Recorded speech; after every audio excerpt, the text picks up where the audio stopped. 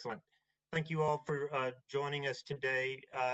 As you will have seen from the press release, today we are announcing our progress towards the COVAX facility's goal of securing 2 billion doses in 2021 for globally equitable distribution.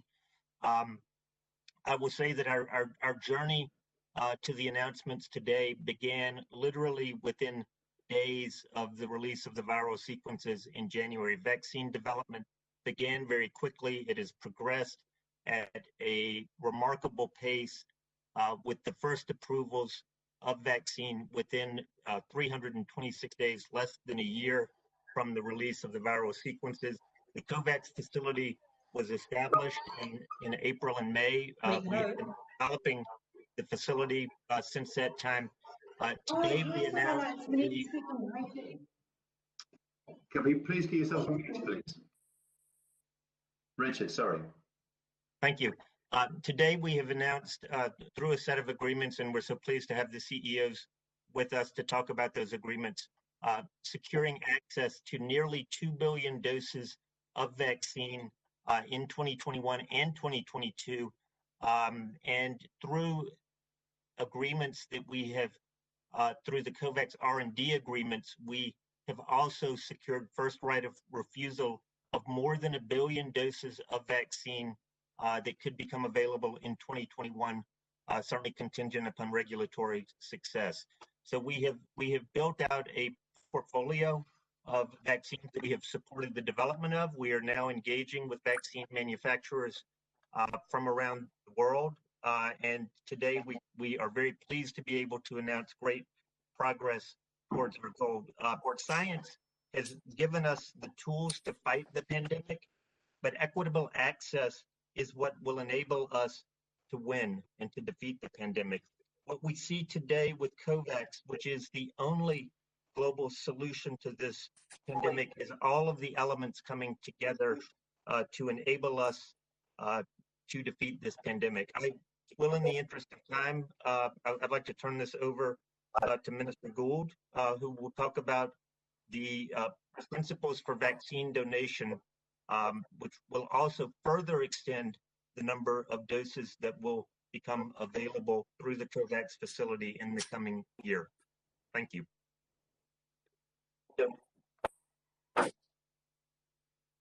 Minister Gould. Great, thank you. Well, good morning, and thank you for this opportunity to join you from Canada. The images of the first vaccinations this week have brought us all hope. There is a light at the end of the tunnel, but we can't let it dim for some countries, because as long as one country is at risk, we are all at risk. Collectively, we need to make sure that all countries are able to roll out COVID-19 vaccines to immunize their health workers and their highest risk populations as soon as possible. And the news that we just heard from Richard is very encouraging. And as we know, this is not about slowing some down, but about speeding everyone up. For this, COVAX is our best hope. Yes, it carries risks, but so do all of our efforts right now. And now is not the time to be timid. We are going to be undertaking the largest vaccination campaign in the history of the world. And that requires boldness. That requires trying new approaches. COVAX is the kind of response that we need. It is bold, it is unprecedented, it is global, and it is already up and running. And the strength of the COVAX facility is its participants and partners. All of the participating countries, civil society organizations, the vaccine industry, WHO, UNICEF, scientists, and so many more, together with the same vision of protecting everyone, everywhere. COVAX is our best shot to make sure that our collective purchasing power drives manufacturing to scale.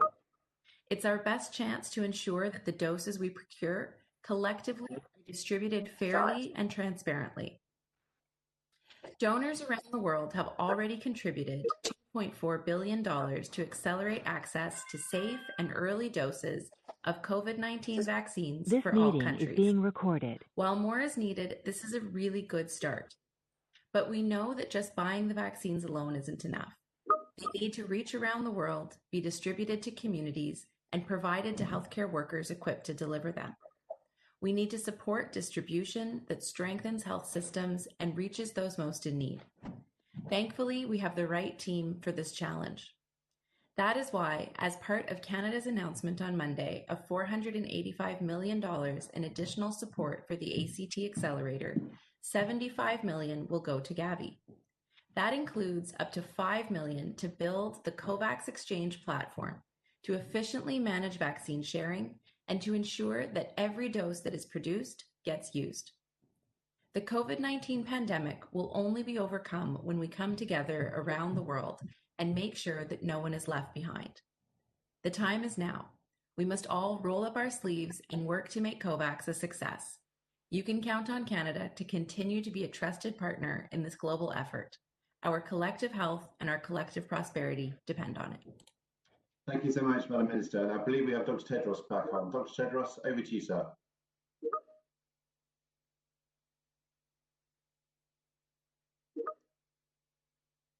And I'm afraid we're still having trouble with the audio.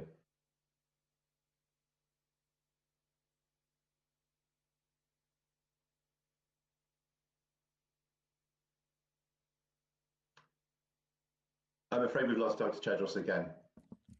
Ali, could you please ask James to unmute? The host can do that. I think this is a central unmuting is what he said. So I believe we were trying to do that. Let's try one more time. In the meantime, Ambassador, do we have you, Dr. Tedros? I believe it's technical. I believe it's a technical difficulty. We'll try to get Dr. Tedros back. Can you hear me now? Ambassador Seydu. Can you hear me? I hear you, Tedros. That's great. Yes, we've got you. Okay, so sorry for the technical glitch. Thank you very much. Thank you, Seth, for facilitating. I think he found out the problem. Thank you, Seth. Good morning, good afternoon, and good evening. From the beginning of the pandemic, we knew that we would need vaccines to end it. But we also knew that without concerted action, there was a risk that low-income countries would miss out on vaccines once they arrived. That's why in April, together with partners including Gavi, CEPI, UNICEF, WHO established the Access to COVID-19 Tools Accelerator, which includes COVAX. Today, we're proud to announce that COVAX has secured to access almost 2 billion doses of several promising vaccine candidates. These unprecedented agreements mean that all 190 countries and economies participating in COVAX will be able to access vaccines to protect vulnerable groups in their populations during the first half of next year. This is fantastic news and a milestone in global health. I would like to thank and congratulate all our partners in COVAX, as well as AstraZeneca, Johnson & Johnson, and the Serum Institute of India for their efforts so far. Images of people receiving vaccines are giving us hope, but it must be hope for all, not hope for some. For most of the past year, we have been talking to world leaders and vaccine developers to ensure that once vaccines were available, they were available equitably to all countries. Just this week, I have spoken with CEOs of pharmaceutical companies and met with European Commission President Ursula von der Leyen in Brussels to discuss this urgent moral, economic, and public health imperative. WHO and our COVAX partners are working non-stop to start vaccination early next year. Same time, our message to all countries is that vaccines will complement, not replace, the existing effective tools we have for suppressing transmission and saving lives. This is a time for taking comfort that the end of the pandemic is in sight, but taking care that we do not let down our guard. We're all responsible for taking the measures to keep ourselves and each other safe, including during this holiday season. With today's news, the light at the end of the tunnel has grown a little bit brighter, but we're not there yet, and we will only get there together. And I would like to use this opportunity to thank Canada for today's announcement. Thank you, Canada, and thank you also to all other colleagues who have joined today. Thank you.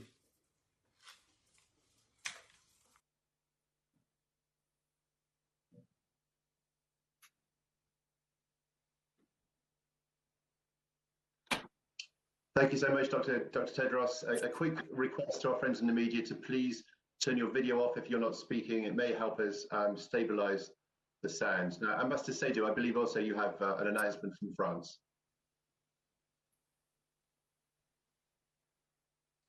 And thank you for this very exciting event, which gives France an opportunity to recall the support that we've given to ACTA, the Access to COVID Tools Accelerated from the beginning, support which has been both political, financial, as well as hopefully in the future now in kind. Now, our country has been strongly committed since the launch of the ACT Accelerator, together with Dr.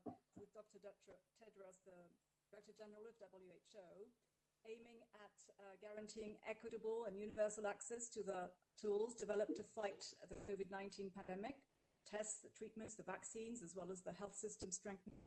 And France contributed to ACTA to up to 560 million euros. We welcome the progress accomplished so far in accelerating necessary innovations.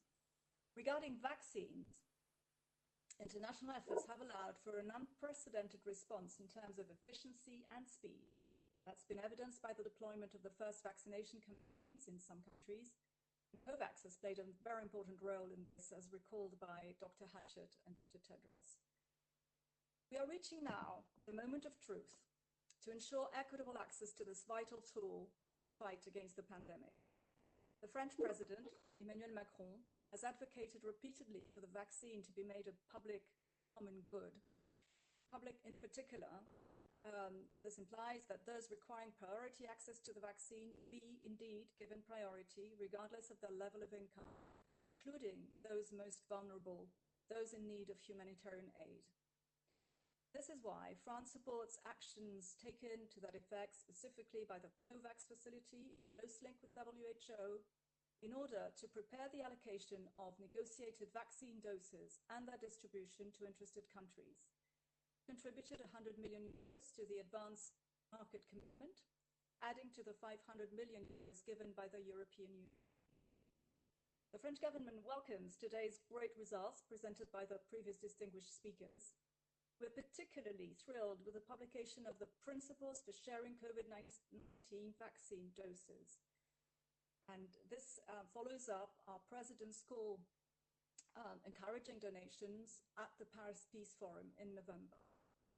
Now, those principles will guarantee the transparency and efficiency of the allocation of donated doses according to WHO guidelines, taking into account country preparedness. And they will also provide logistical and legal security. This will be done particularly with the welcome help from Canada, and thank you for your leadership, Minister. France will rely on this framework to consider sharing doses as early as possible to enable vaccination against COVID-19 for priority populations in developing countries. We're confident that our European partners, who are also actively considering donations, will find these guidelines useful, and we encourage other countries to follow suit, in particular those belonging to the G7 and G20, as Canada has done. Sharing doses will express our solidarity with all countries affected by COVID-19. Solidarity is an essential condition to achieve collective victory over the pandemic. Thank you. Thank you, Madam Ambassador. And those sharing, of course, a very, very important pathway for us as we seek to reach our goal. I'm going to turn now to Pascal Soriot, Chief Executive Officer of AstraZeneca. Thank you, Oli. It's really great. Yeah. Thanks, Oli. Can you hear me? Yes, very well. Good. It's great to be here. Thank you so much. And it's also great to be here and join Paul from J&J and Adar from Serum Institute, because we are all working very hard across industry to bring a solution to this terrible pandemic. What is so energizing about the COVAX is that we have a shared ambition to ensure that the world has access to safe, effective, and affordable vaccines, which are distributed in a timely and equitable manner. I'm really delighted that today AstraZeneca has concluded this agreement with Gavi to supply 170 million doses of our Oxford AstraZeneca vaccine to the COVAX facility at no profit. Through this agreement, we are enabling access to our vaccine to 190 countries around the world, should it be approved. I'm also pleased that the Serum Institute of India, one of our key licensing partners, is providing additional volumes to COVAX. Together, we'll be providing hundreds of millions of doses of our vaccine, which will be fairly allocated and distributed to those who are most in need. Importantly, our vaccine can be stored and transported at refrigerated conditions, and it can be administered within existing healthcare settings. This is really important everywhere, but critical for countries with more limited infrastructure. Our COVAX collaboration is a core pillar of AstraZeneca's equitable access strategy. Our ambition is to bring up to 3 billion doses of our vaccine to the world in 2021 at no profit during the pandemic period, with about 2/3 of this volume going to low and middle income countries. So we continue to work tirelessly with our partners and other companies across the pharmaceutical industry to deliver on this shared commitment. It's vital for communities, healthcare system, and importantly, also for economies to return to normalcy. So it will take more than one vaccine to defeat the pandemic, and no one is safe until we are all safe. We've all said it, but it's really important.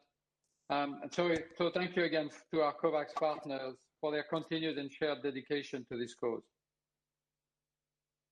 And again, please, a request, turn off your video. If you're a member of the media, you're not speaking, and please keep yourself on mute. It's very, very difficult for us to control sound from here. Thanks so much. Paul Stoffels, we'll go to you next from Johnson & Johnson. Morning, good afternoon, and thank you for having us. We are also very pleased today to announce that we have reached an agreement with COVAX in order to deliver 200 million vaccines this year and more in 2022. We are in the later stage of development at the moment, reaching the endpoint in a large clinical trial, probably the end of January.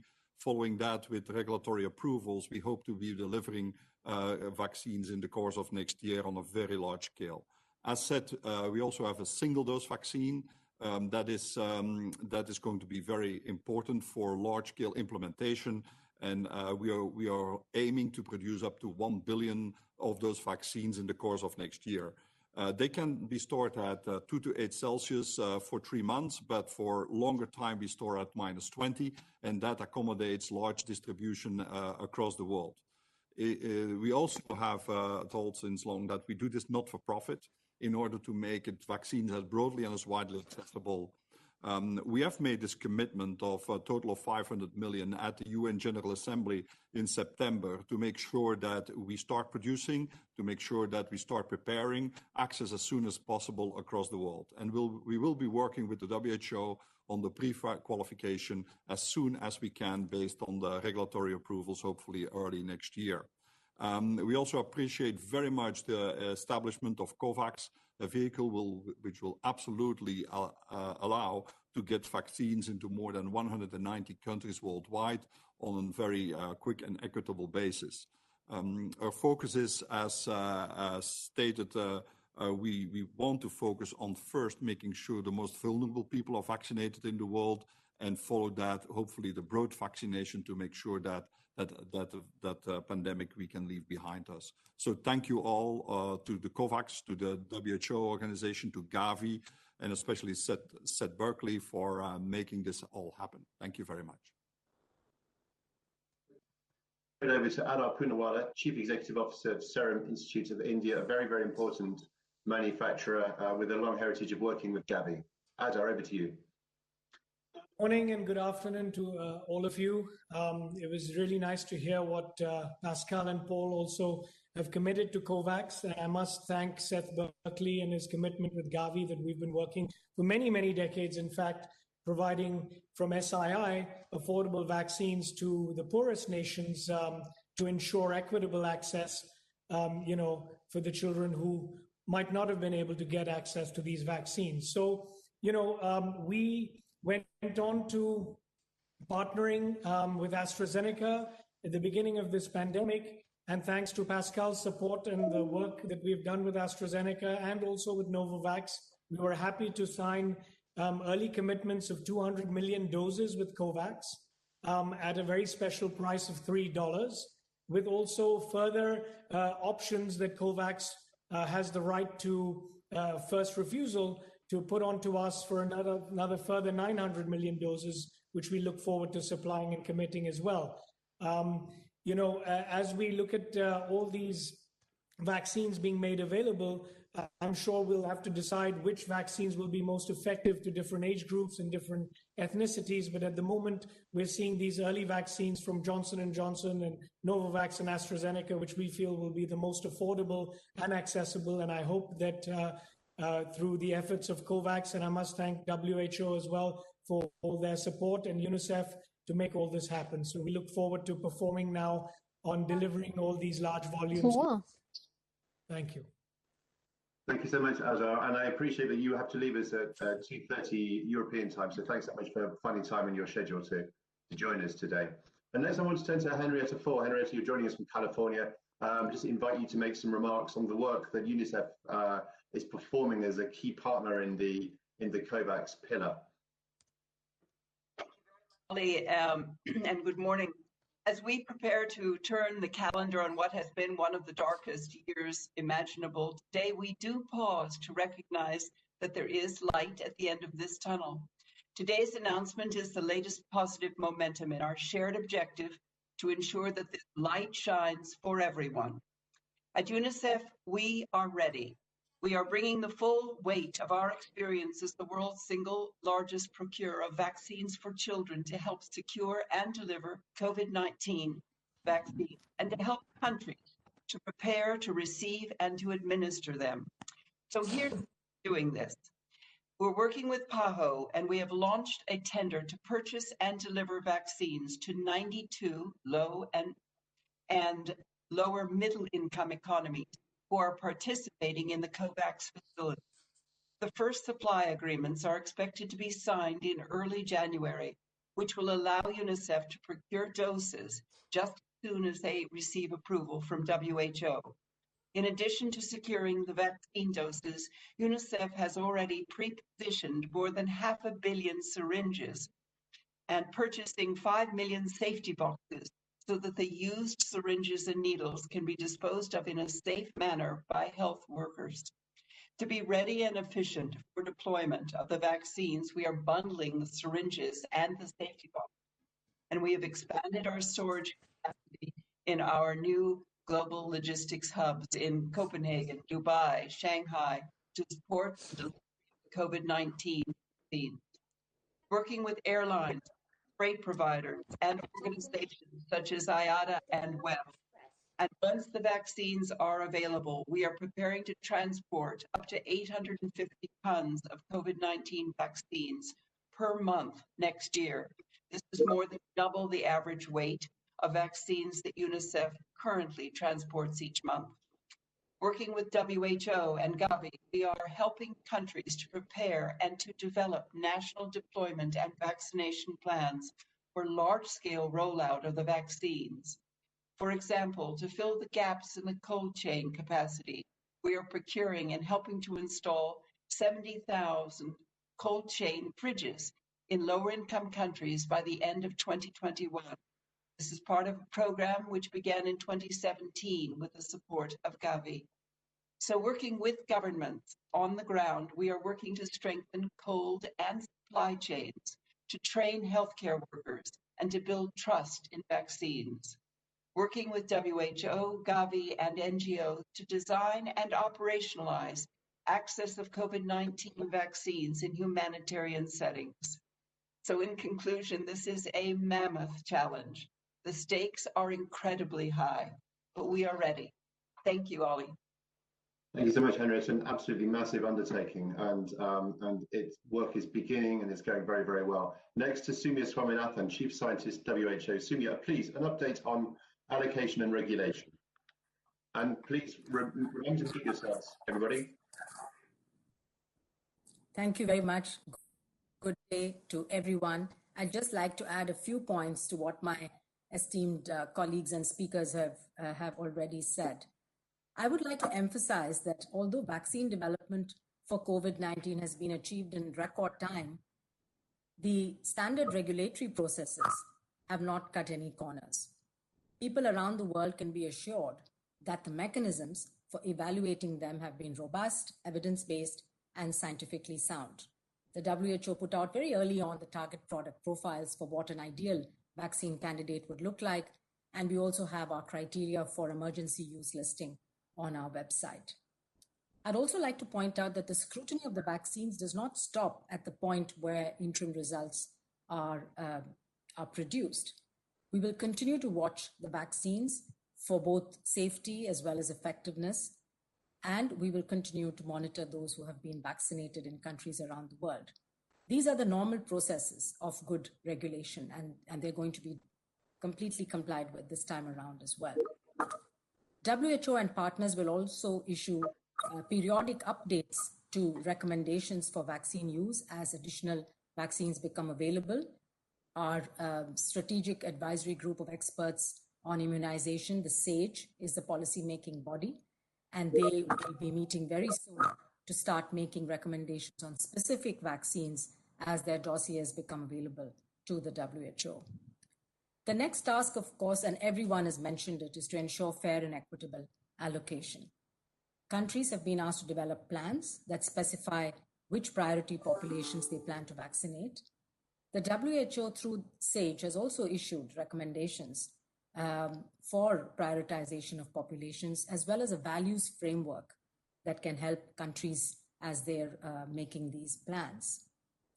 All countries should be, and I'm sure would be, interested in first vaccinating those at highest priority for protection and those most at risk, thus maximizing the impact of limited initial vaccine supplies. We must protect the most vulnerable. The WHO has developed a fair allocation mechanism that will work hand in hand with the COVAX facility to ensure that as doses come into the facility, they are equitably distributed to countries that are part of the COVAX. The end to this pandemic can only come through a fair, equitable, and rapid allocation of one of our most precious global public resources. Thank you. Thank you so much, Soumya. Seth, over to you, please. Your reflections on the collaboration to date and possibly a look ahead to the priorities of 2021. So thank you, Ali, and I want to thank all of our friends in the media for joining us here today. You've now heard from my colleagues on the panel, and I'm sure all of you are ready to ask questions, so I don't want to keep you much longer. The main message I'd like to make is that our goal of global equitable access to COVID-19 vaccines is alive and well. We've all read reports in the media, some of you are on this call today, that COVAX needs to secure more doses or hasn't raised enough money. We still need more doses. And yes, we still need more money, but we have a clear pathway to securing the initial 2 billion doses, and then beyond that we need to end the acute stage of this pandemic. I want to thank the partners in the pharmaceutical industry that share our vision.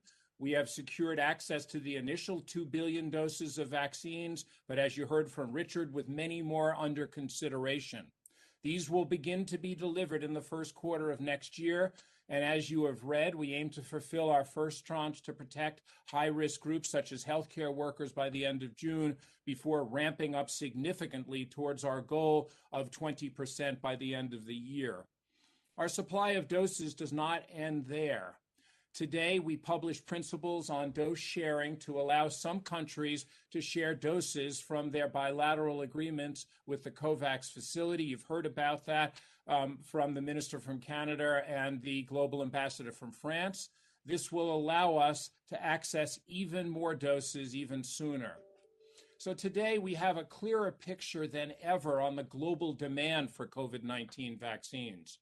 Of the 92 economies eligible for support from the Gavi COVAX AMC, we have now received very detailed vaccine requests from 85 of them. This again will enable us to be as targeted and effective as possible in the procurements we make. And we continue to raise much needed funds to drive the AMC forward. It was just a month ago that we announced that the AMC had met its initial and urgent 2020 funding requirement of $2 billion. Today, that figure stands at $2.4 billion. I don't need to tell you that we still need more, not just the at least 4.6 billion more for the COVAX AMC, but a further 800 million for research and development of second generation vaccines, as well as 1.4 billion for delivery support.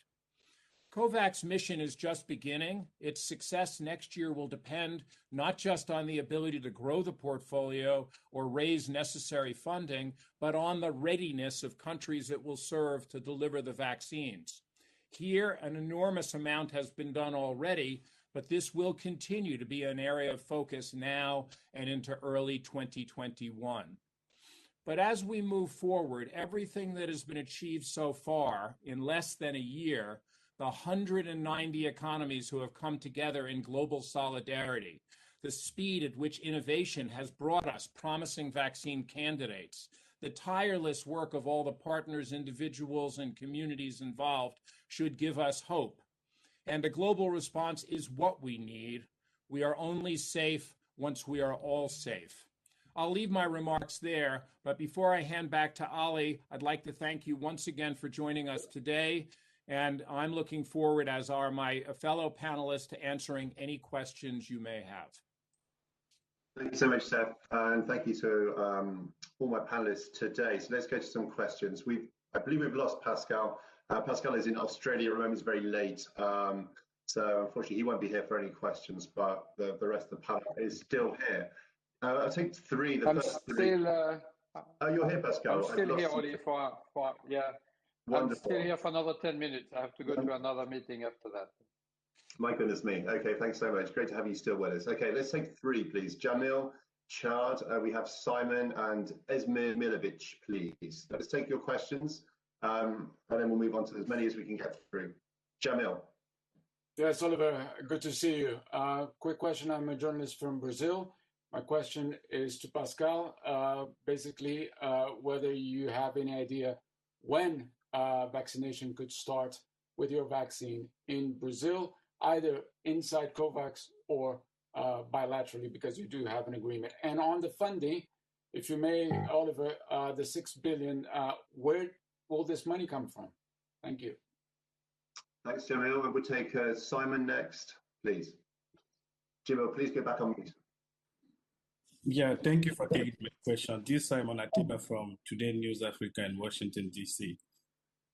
Last week, we know that an African-American expert who was on the panel that approved the Pfizer vaccine noted that there was not enough information for Black and brown people.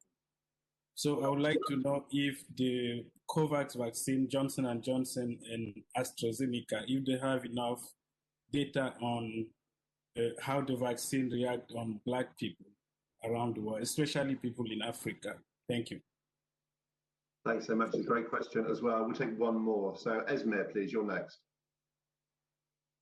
Good morning. My question is basically going after what Dr. Berkeley has said. There is a lot of disinformation in the media, especially here in the region of the Western Balkans, and some media are claiming today that the vaccines for the region of Western Balkans will arrive only in May of this year. So what is your view when we could expect the first doses here in the region of Southern Europe? Thank you. Thanks, Esmir. I can tell you that we're aiming to get our first deliveries in the first quarter of 2021. I'll ask Seth to expand upon that. Perhaps, Pascal, we'll go to you first. There's a question around your delivery vaccines in Brazil, and also a very good question about the amount of research on Black populations. The answer to the first question is we're working with Anvisa in Brazil to get approval as quickly as possible. And we have submitted our dossier to about 20 countries around the world on top of Europe, UK, etc. And, you know, we hope to get approval in the course of January. As far as supply, the manufacturing is done by a local company called Fiocruz in Brazil that we are partnering with. And so as soon as they are ready to deliver the vaccine, the vaccinations will be able to start. So I think in the course of Q1, there will be no question we can start, probably February, something like this, depending on how quickly Fiocruz can manufacture. And the second question relative to diversity in our study, We have two programs. One is run by Oxford University, and the second is run by us, AstraZeneca in the US. So if you start with the Oxford program, it's made of three studies, actually. One in the UK, one in South Africa, where we have 2,000 volunteers. And of course, there are mostly Africans there. We have a study in Brazil with 10,000 volunteers. And Brazil, as we all know, is one of the most diverse countries in the world. So we have a great diversity of participants. And the AstraZeneca program is enrolling 30,000 volunteers in the US. And the target there is to recruit 13% of African Americans.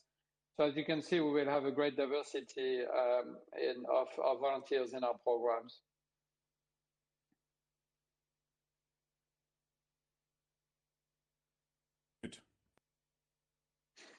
Somebody muted me.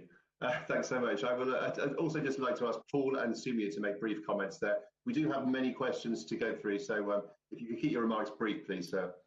I want to make a quick comment on the Black and brown population in the world. We have a very significant focus on the diversity.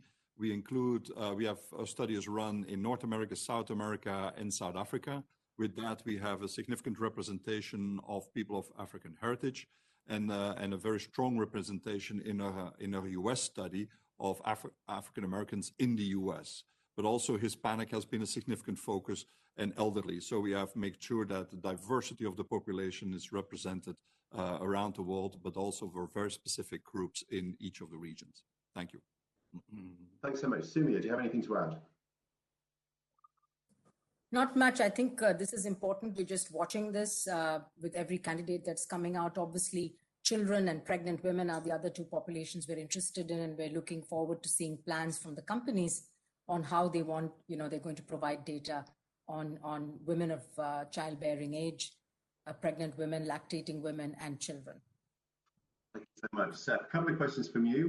One on the deliveries. Esme was making a point about the Western Balkans, but it's applicable to all over the world, really. Can you give some more clarity on our delivery schedule, and also some clarity on the funding that we need to do and how we intend to raise that money? Thank you. Yeah. Thank you. So let me just start with the money. We'll continue to raise it from generous donors around the world, from the private sector, and also using innovative financing mechanisms. Our innovative financing facility for immunization, IFM, already has been able to use for well more than $1 billion of the funds raised so far. And so we're in the process of working with countries to try to make sure that these funds can come. One of the principles of the ACT Accelerator is, given the fact that we keep pumping money into economies to help the economies with the fiscal problems, that doesn't end the epidemic. What we need is to be investing in the new tools that are necessary to help countries control the infections. And so there is a discussion with the G7 and G20 that maybe this could be small slivers of the domestic packages for dealing with the consequences of the epidemic as a way to finance a lot of this work. In terms of the questions of arrivals, let me remind you that in terms of kind of the global vaccine candidates, there's only been one vaccine approved. We're still waiting for stringent regulatory approvals of a range of other products. We may hear another one today. We've also heard some countries have, individually provided approvals, but we haven't seen those at WHO yet, the data behind those.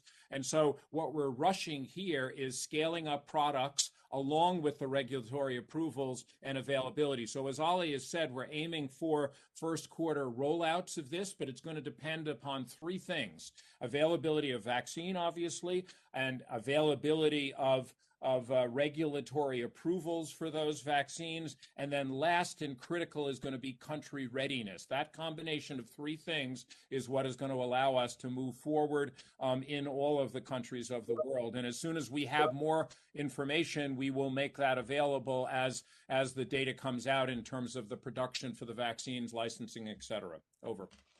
Thanks, Stefan, and a very, very good point there. Country readiness is key. We can raise all the money and get all the doses we need, but we need to be able to deliver them at the country level. Okay, moving on now. Next three, we have Matt, we have Carmen, and we have Jovic. Apologies if I mispronounce your name, Jovic. Matt, you first. Matapuzzo from the New York Times. I just wanted to know, given the global attention that has gone into this, can we see the contracts that you guys have cut with the pharmaceutical companies, and would also be really helpful to see the individual agreements that have been made with the countries, both on pricing and on the terms of all of those deals. Right now, it seems a little bit like a black box. Thanks, Matt. Carmen? So much for giving me the floor. This is Carmen Palm from Politico. I have a few questions. So I guess one of the obvious questions is, what about any agreements with Pfizer and Moderna, which seems to be, the first one to get approval in a few countries, Pfizer and Moderna, I guess, about to. And I wanted to ask Canadian Minister Gold and the French ambassador for global health, are your countries ready to donate doses before all your population is vaccinated? Like, for example, right after you have vaccinated your priority populations, or at what point will, your countries be ready to donate those doses? I saw that J&J has applied for approval in South Africa, and I just wanted to check with Dr. Paul Stoffels if that is correct. And for Mrs. Henrietta Ford, she talked about the effort with PAHO for the bid, which I understand has a deadline of December 23rd. I wanted to understand, how does that work in the context of COVAX? So is it other vaccine manufacturers that are going to come and participate in the bid, or how does that exactly work? Thank you so much. Thanks, Carla. That's quite a list. Okay, Jörg, we'll try to get you as well and bring these all together. Morning. I just want to know how the 2 billion doses will be distributed to the 190 countries who have signed up for COVAX. Will this be divided equally, or will the rollout depend on the number of priority recipients in a particular country, such as our healthcare workers? And also, now that COVAX has secured the initial doses, what do you expect governments to do from today? Thank you. Okay, so there's a good list of questions there. We have the allocation of doses. Perhaps Sumia, you could answer that one. Then Henrietta, if I could maybe ask you to talk to the PAHO one, and then we'll take it from there. So Sumia, how are we going to allocate these doses that we've now secured? Yes, I think that's a really important question, and WHO has been working with our member states on an allocation framework and a mechanism, and it's been agreed that in the first year, when we have limited supplies, that there should be equal distribution amongst all the countries that are participating in COVAX. So as vaccine doses become available, we would distribute them by tranches based on the percentage of their population. Understanding that most countries have prioritized their health workers and frontline workers and social care workers, which normally constitute 2 to 3% of the population. So doses to cover that population would be given first, then moving progressively up to cover 20% of the country's population. That should really take care of all the vulnerable and high-risk groups within that population, within the country. So that's the principle on which this is based. Beyond that, as more volumes become available, then of course we can rapidly scale up depending on the country's demands and availability of doses to cover as much of the population as the country would like to do. And the other question that's related is, what should governments be doing now to prepare? I think it's really important that governments need to do a number of things, including having a national vaccine deployment plan, informing their population and their communities as to how vaccination is going to be rolled out, who the priority groups are, training healthcare workers, making sure they have the cold chain and the supply chains and the data systems in place, ensuring that they have the legal mechanisms in place to provide indemnification to countries, making sure that there's regulatory approvals that can happen rapidly after a WHO emergency use listing or a pre-qualification. So there are a number of elements we're discussing with member states on a regular basis so that countries are prepared. So there's no time lost between arrival of doses in the facility, getting them into countries, and most importantly, into people. Over, Ollie. Thank you, Sumia. So, Henrietta, maybe we get to you next. So the question was around the PAHO deadline. I believe Carmen mentioned December 23rd. And that's correct. And so, Carmen, the bid is open to all manufacturers, but when we come to agreements with manufacturers, we'll then hope to turn these into COVAX advanced purchase agreements. And we will use it to also inform our COVAX supply tenders in the future. It's the chain that one has to keep in mind. So we need the vaccines first, and then we need the vaccines to all be approved. Then we need to allocate them. Then we need the countries to be ready. And then we need the funding. So we're trying to do this all at the same time. But from a supply chain point of view, that's our mission. Thanks so much. Paul, if you may, a brief answer on the approval process in South Africa. We do rolling submissions in many countries at the moment where we submit already data, both from what we have preclinical, clinical, but also from CMC, from the manufacturing, so that by the time we come with the study data, that 80% of the data is already with the authorities, and so they can review. And that's what they call rolling submissions. So in many countries around the world, you will see that we are already working with authorities to submit the data to go fast once the clinical data are there. So that's why we apply for already, while we don't have final data, for approvals. Excellent, that's great. Short answers are very, very much appreciated. We try to get as many questions as possible here. Ambassador Seydoux, Minister Gould, questions on the speed and the cadence of the donations that you've been talking about, and for which we're very grateful. Minister Gould, perhaps you first. Thank you. And I'm pleased to confirm that just last night, our Prime Minister confirmed that we would absolutely be donating any excess capacity that Canada has. However, we will be taking it one day at a time. I'm sure, as everyone recognizes, we have approvals in Canada for just one vaccine at the moment. Those doses are just starting to arrive. However, with today's announcement and Canada's commitment to the AMC, as well as creating this governance structure for donating and sharing vaccines around the world and doses, we're making sure that the world is ready when that capacity comes online so that we can ensure that everyone everywhere is vaccinated in a timely fashion. Thank you so much, Madam Minister. Stephanie. Idea here. The idea would be really to start sharing vaccines as early as possible. This is what we're considering. And actually, in Europe, we are dependent on the European Medicines Agency's authorizations. So that's what is keeping us obviously very, what we'd need to respect. But the idea would be to start rolling out the donations as early as possible in conformity with the sharing principles which COVAX and the WHO have issued today. Thank you so much indeed. So 2 more questions left. Richard Hatchett, I'm going to ask you to comment on Pfizer and Moderna, and Seth, perhaps if you could give us some kind of insights into the issue of transparency and the black box that Matt refers to. Richard, over to you first. Well, so we are certainly in discussions with Pfizer and Moderna. We're hoping to be able to reach agreements with them, but we were not ready this morning, so we were not able, obviously, to make any announcements. Just, I would say, watch that space. We have certainly tracked their progress as vaccine candidates, and they've done a remarkable job. Thanks so much, Seth. I want to add to that, if I can, Ali, which is we are looking at all vaccines. So I don't want to just talk about those.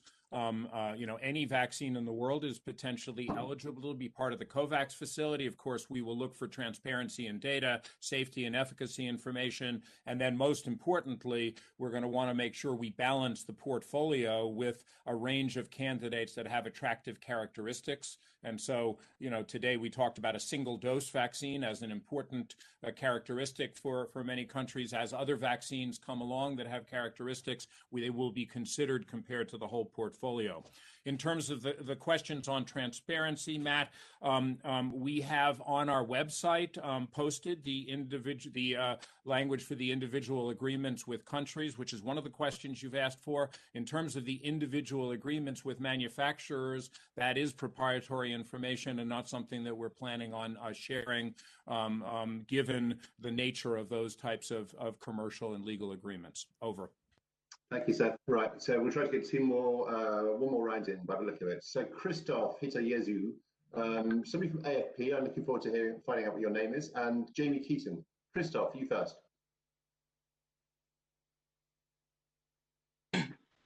Thank you so much. We know Africa needs at least 2 billion doses that can cost over 12 billion US dollars. So as this pandemic has affected all the countries, even rich country need vaccine. So means Africa risk to wait longer. What's the WHO's plans or their partners' plans for Africa to help the continent get vaccinate their population in the early next year, as it is for other part of the world? Thank you. Thank you, Christoph. Of course, COVAX was set up to avoid the situation you just mentioned, but we will definitely talk to that one. Can we have AFP, please? Whoever you are, please give us your name as well as your affiliation. Yes, hello everybody. Good afternoon. My name is Agnès Pedrero. I'm working for Agence France Presse, AFP in Geneva. And I have a question to Gavi or WHO.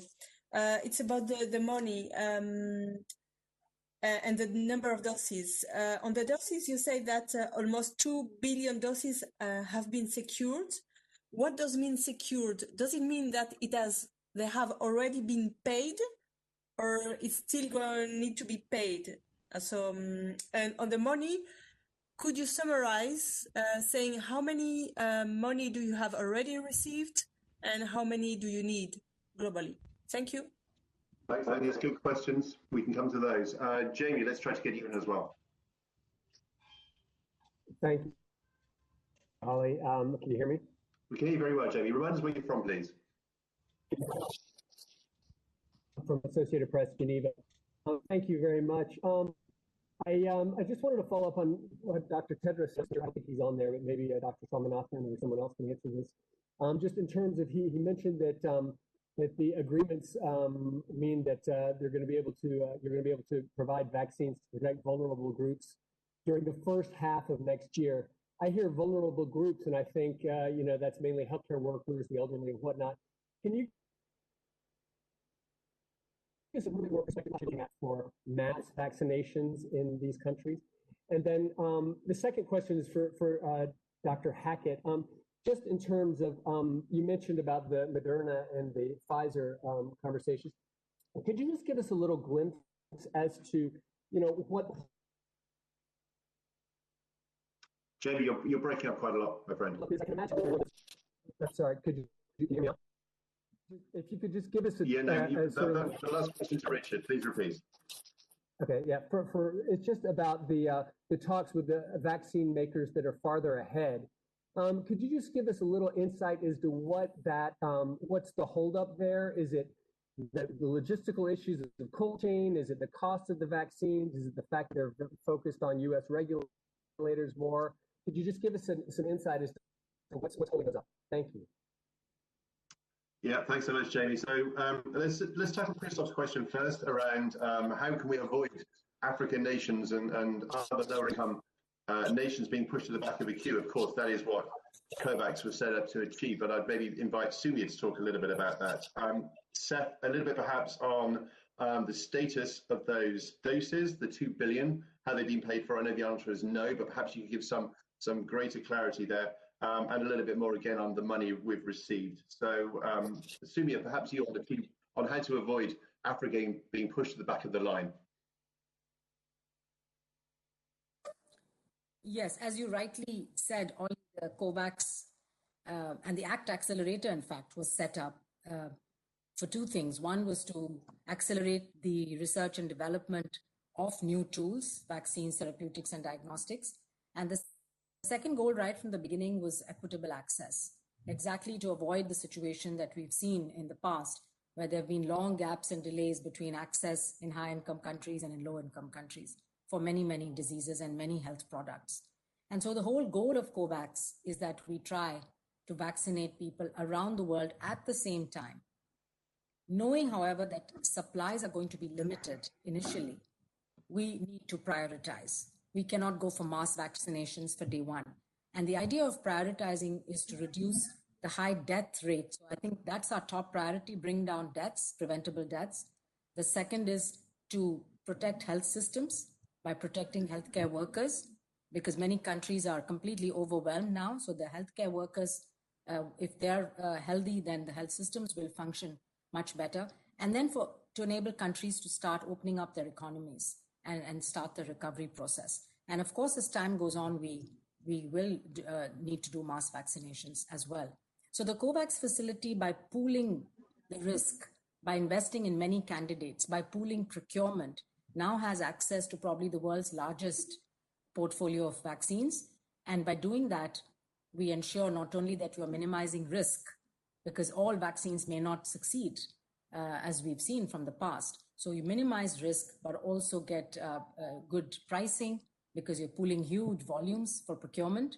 And the idea is that in the first half of 2021, that we are able to send enough doses to all countries, AMC countries, as well as the other countries in COVAX, to protect their priority populations. And countries are determining who those populations are. And we're now getting back from them, the numbers, their planning, we're getting a lot of details. There are still a lot of unknowns. So in terms of when will mass vaccinations happen, a lot's going to depend on how quickly vaccines are moving in clinical trials, as well as, very importantly, scaling up manufacturing. And as we've heard from Paul Stoffels and others, scaling manufacturing is really a challenge when we're talking about billions of doses. Thanks so much, Celia. And we are on the hour, but I just do want to give the opportunity to get these questions answered. So Seth, if you wouldn't mind briefly, assuming you just mentioned there is a sequence involved, you have to raise the money, you have to buy the doses, and you have to deliver them. We have to do a lot of this in parallel, just as we've been developing vaccines in parallel. So where do we stand currently with regards to having paid for the doses that we've secured today and the money that we have received? So to be able to go ahead and start reservations and to get manufactured at scale, as we just talked about, one needs to give confidence to manufacturers that there's going to be a marketplace. So what we looked for was an initial $2 billion for the 92 poorest countries for the AMC. We also looked for the self-financing countries to provide funding upfront for them to be able to purchase their doses. So in the few months since this all got put together, we've ended up with more than $2 billion for the AMC and more than $2 billion for the self-financing participants. And that's how we are putting together the deals, the doses, et cetera. But of course, we will ultimately need to buy those. And that's where the additional finance I talked about is going to be important. One important point is we don't yet know what the final costs of the vaccine are going to be, because it's going to be a mixture of different vaccines. And so one of the questions is, we use a planning number and we discuss that with all the countries. But of course, over time, we want to get to as efficient price points as we possibly can, so we can get as many doses as are possible there. So last thing I'd say is that others are stepping up to help as well. We're seeing the World Bank, some of the other regional development banks standing up, providing financing. And you've already heard generosity from countries that have already made deals, perhaps in sharing some of those vaccines. So this is going to be put together through many different mechanisms to get to the numbers we need to get to. Thank you so much, Seth. Richard, very, very brief words to Jamie's question. What are the kind of holdups that we see when we're talking to manufacturers?